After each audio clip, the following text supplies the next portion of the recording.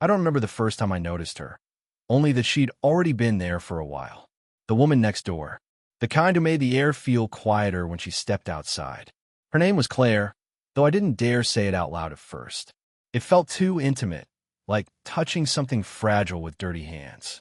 That afternoon, she waved me over from her porch, a loose sweater hanging off one shoulder, a mug in her hand. "You're always rushing somewhere," she said, her voice steady low. "Stay a minute. I made too much tea." I could have said no. Should have. But the way she looked at me, not expectant, not flirty, just open, left me standing there like a kid caught staring too long at the sun. Her house smelled faintly of rain and lemon polish. There were framed photos turned slightly away from the light, a half-read book on the counter, and a vase of hydrangeas already starting to fade. She moved through it all with a calm that felt practiced, like she'd been waiting for something to break the stillness, but refused to admit it. "Chamomile," she said, pouring me a cup. "Good for nerves." "I'm not nervous." A tiny smile. "Then you don't need the sugar either." Her hand brushed mine as she passed the cup, a small, nothing kind of touch, but it made the breath catch somewhere behind my ribs. She didn't pull away fast. Neither did I. The conversation drifted. Neighbors, the weather, her garden that refused to bloom this year. But underneath every word was something else. A quiet gravity pulling us closer than the topic allowed. She looked out the window while she talked, but I could tell she was aware of how close I sat. Her sleeve brushed my arm. Once, then again. "You remind me of someone," she said after a pause. "Someone good?" She didn't answer, just traced her finger along the rim of her cup, eyes fixed on the tiny movement like it could explain something she couldn't say aloud. I should have looked away, should have said something casual, something easy, but my mouth went dry. "You look different today," I heard myself say. She turned toward me. "Different how?" The words stumbled. "Just lighter, maybe." She laughed once, short, surprised. "Lighter," she repeated, tasting the word. "Haven't heard that in a long time." A soft silence followed, the kind that feels both safe and dangerous. The kitchen clock ticked. A drop of tea ran down the side of her mug, catching the light. I wanted to wipe it away, stupid as that sounds. Instead, I asked, "Do you ever get tired of being here alone?" Her eyes flicked up. Something shifted there, not sadness exactly, but recognition. "Sometimes," she said finally, "but then people have a way of showing up when they shouldn't." I tried to laugh it off, but her tone lingered. She wasn't teasing me. She was warning herself. Outside, the rain started again, light, steady, tapping against the window. She stood and reached for the curtains, hesitating mid-motion. Her hand trembled just slightly before she let the fabric fall back into place. She began, but didn't finish. I stood too quickly. The chair legs scraped the floor. We were closer now, close enough that I could smell the faint citrus in her hair, see the tiny crease between her brows when she didn't know what to say next. Neither of us moved. Then a sound broke through, a door unlocking down the hall. Her body stiffened. "Someone's home," she whispered. The rest of her sentence got lost under the sound of footsteps. The footsteps faded, and the silence that followed was heavier than before. Claire turned away first, smoothing her hair as if nothing had happened. I stayed still, unsure if I was supposed to leave or apologize for something I didn't do. "It's just my daughter," she said after a moment, voice softer now. "She'll be gone in a minute." I nodded, though my chest felt tight.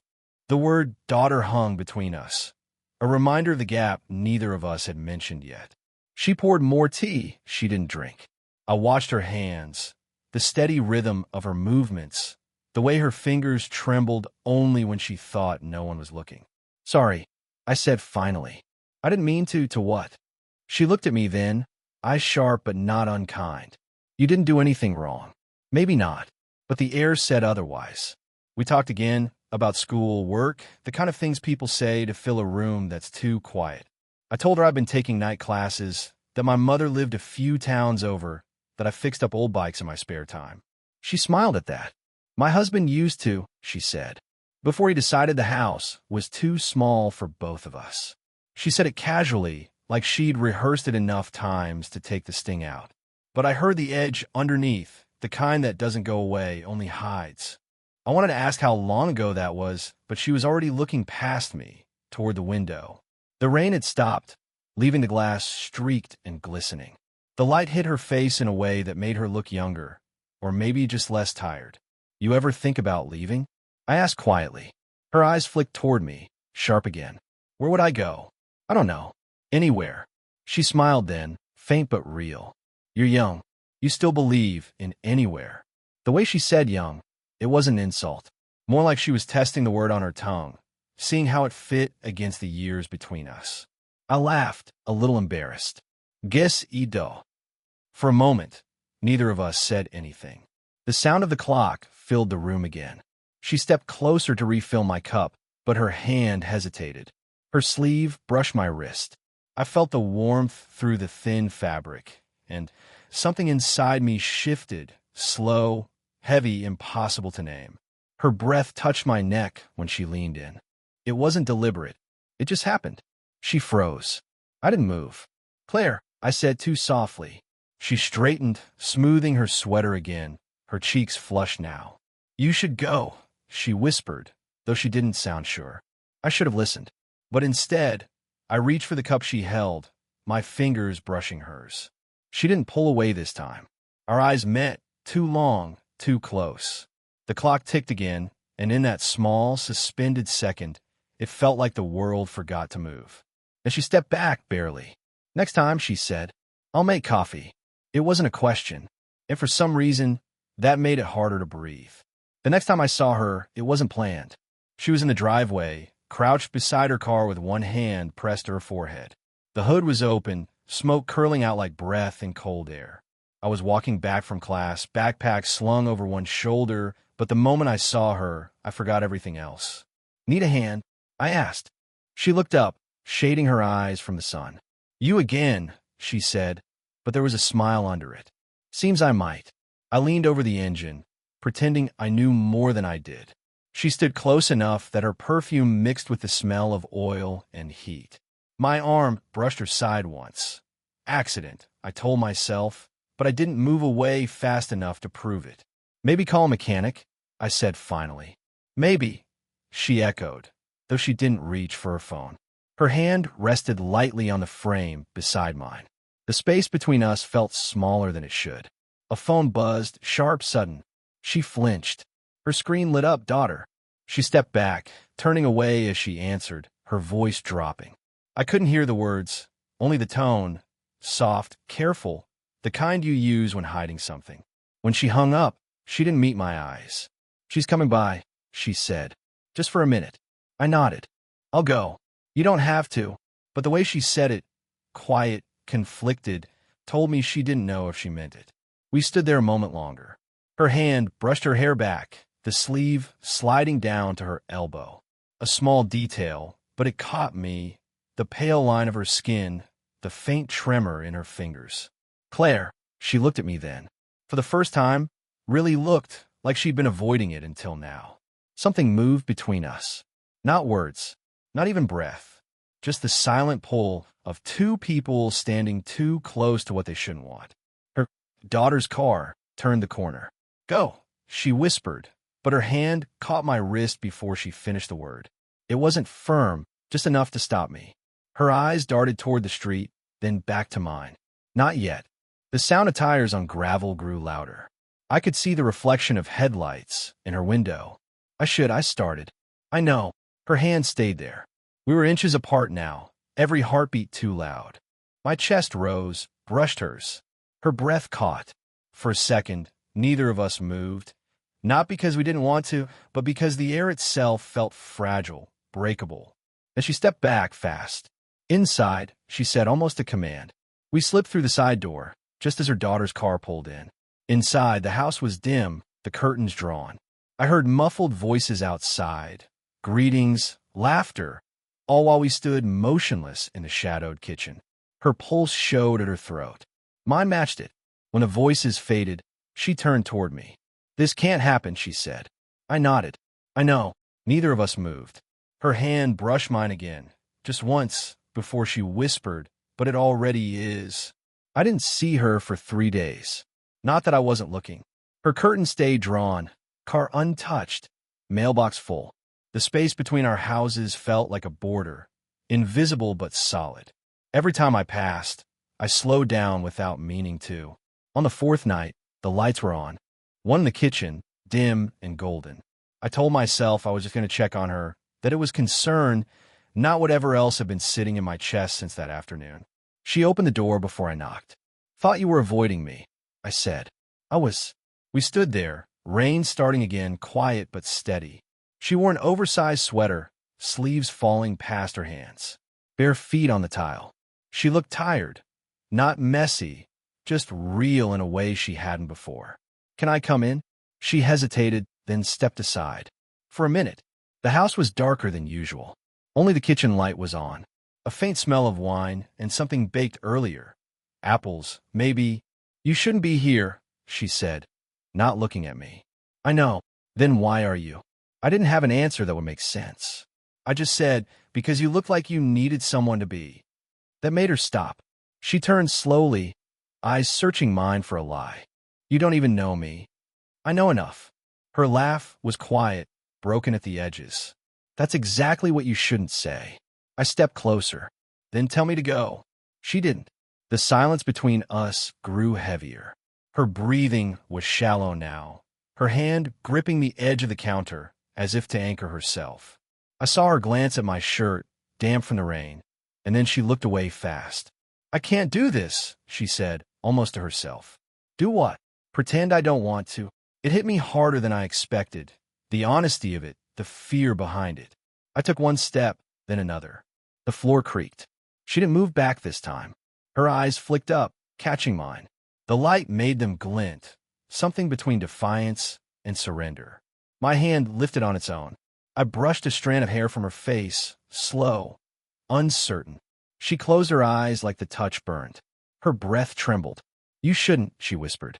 "I know, but you will." She leaned forward just slightly, barely enough to feel the warmth of her against me. My other hand found the small of her back, resting there, not pulling her closer, just being. For a second, it was quiet except for the rain and the pulse in my ears. Every nerve felt like it was listening. She opened her eyes. "You're too young to make a mistake this big." "Then stop me," I said, voice low. Her fingers curled against my chest. Her lips parted, not in words, just breath. And right before that space closed, that single, impossible inch between us, a knock hit the door. Sharp. Real. We froze. Her voice barely came out. "Don't move." The knock came again, louder this time. Claire's eyes darted toward the door, then back to me. "Stay here," she whispered, voice tight. She crossed the room fast, sweater sleeves brushing her hips, hair loose and slightly wild. Through the frosted glass, a shadow shifted, small, quick movements. When she opened it, her daughter's voice carried inside. "Mom, why is your light still on?" "I saw your car." The words blurred as Claire stepped out, pulling the door almost shut behind her. I couldn't see them, but I could hear the low rhythm of their voices. Claire calm but strained, her daughter sharp, impatient. Then, faintly, "Is someone here?" The pause that followed lasted too long. My heart thudded. I could see my reflection in the dark window. Wide eyes, wet hair, hands clenched at my sides. Every second stretched. Then Claire's voice, quiet but steady. "No, just me." The door opened again. She came in, face pale, eyes unfocused. She shut it carefully, leaning against it for a moment. She thought she saw someone move inside. "She did," I said, still half whispering. Claire pressed her hand to her forehead, a laugh escaping, short, cracked. "God, I'm lying to my own daughter now." "You didn't have to." "Yes, I did," she said quickly. Then softer, "You don't understand." I stepped closer. "Then help me." Her eyes met mine. That same mix of regret and longing, sharper now like it hurt to hold. "She's your age," she said. "Maybe a year younger." The words landed heavy. It wasn't just the reminder of our difference. It was the look on her face when she said it. Like she was confessing something she'd been hiding even from herself. "So," I asked, though my throat was dry. "So, you shouldn't be here," she said again, but her voice broke on the last word. I keep telling myself I can stop this, that I should stop this, but then you show up, and her sentence trailed off. She turned away, hand gripping the counter's edge. Her shoulders rose, then fell, like she was steadying herself against something invisible. I'm not going to apologize for wanting you, I said. Her fingers tightened on the countertop. Don't say that. Why not? You already know. She turned, eyes flashing. Because if you say it out loud, it's real. We stood there, words echoing between us. Her breath came fast now, uneven. I could see the pulse at her neck, the way her jaw trembled. Claire, I said softly, stepping close enough that I could feel the heat from her skin. You don't have to be alone in this. She closed her eyes. I've spent half my life being careful. If I break now, I don't know if I'll stop. Her hands trembled when I reached for them. She didn't pull away. The rain had stopped again, leaving the house too quiet. I could hear every inhale, every shift of air between us. Finally, she opened her eyes, voice barely a whisper. Then maybe it's time I stop pretending. And before I could answer, she stepped past me, not away, but toward the stairs. She didn't look back when she said, "If you come up, you don't get to undo it." For a long moment, I didn't move. Her footsteps were slow, deliberate, the kind that invited silence to follow. The light from the kitchen caught the edge of the staircase, soft gold against the shadows. I should have left. Every thought I had said, don't. Every part of me said, stay. When I finally followed, the air felt heavier, thicker. Claire stood halfway up, one hand on the railing, sweater slipping off one shoulder. She wasn't looking at me. Her voice came quiet, almost like she was speaking to herself. You don't know what this cost me. Then tell me. She turned, slow, deliberate. Her eyes searched mine, waiting for me to look away. I didn't. Everything, she said.